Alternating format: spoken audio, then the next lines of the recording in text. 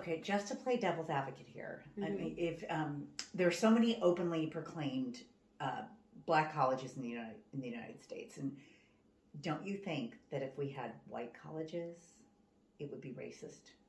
Well, we have exactly 0 black colleges in the United States. We have HBCUs, which are historically black colleges and universities, but today they're open to everyone.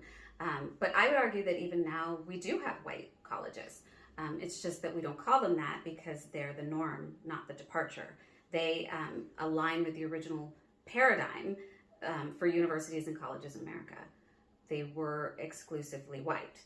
So now, they essentially are, there are a lot of colleges which essentially are white colleges. We just don't call them that because they don't need that qualifier. But the truth is that, but for legal segregation and subjugation, we wouldn't have had a need for HBCUs. Basically, it was our white supremacist government's creation of legal segregation and subjugation that created the need for HBCUs. Without that, HBCUs wouldn't have existed. Basically, racist white people created HBCUs, not blacks looking for exclusivity. I mean, from the founding of America's first university, Harvard, in 1636, until the opening of the first HBCU in 1837, basically every college or university in the United States was essentially a white college. Blacks were not allowed. For example, in around 1945, Princeton finally integrated, but that was 200 years of it being an exclusively white institution. So contrary to what a lot of people believe, HBCUs weren't created to sort of celebrate blacks and black culture. They were originally conceived as a resource for black Americans who wanted to get a college degree but were excluded from these conventional institutions of higher education. So, through though HBCUs were created for blacks to attend, their goal was never to exclude white people. In fact, today, HBCUs have an average non-white student enrollment of about 24%.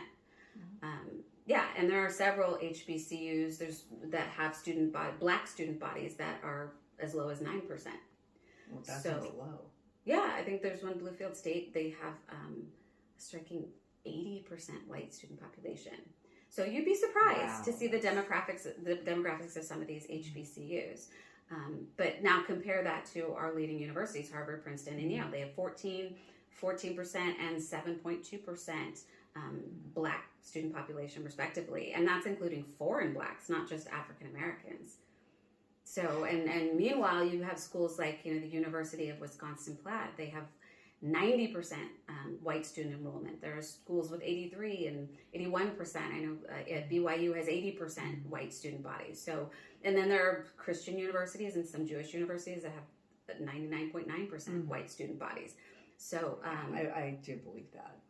Yeah. So we do essentially have white colleges. We just don't call them that. Okay. Fair.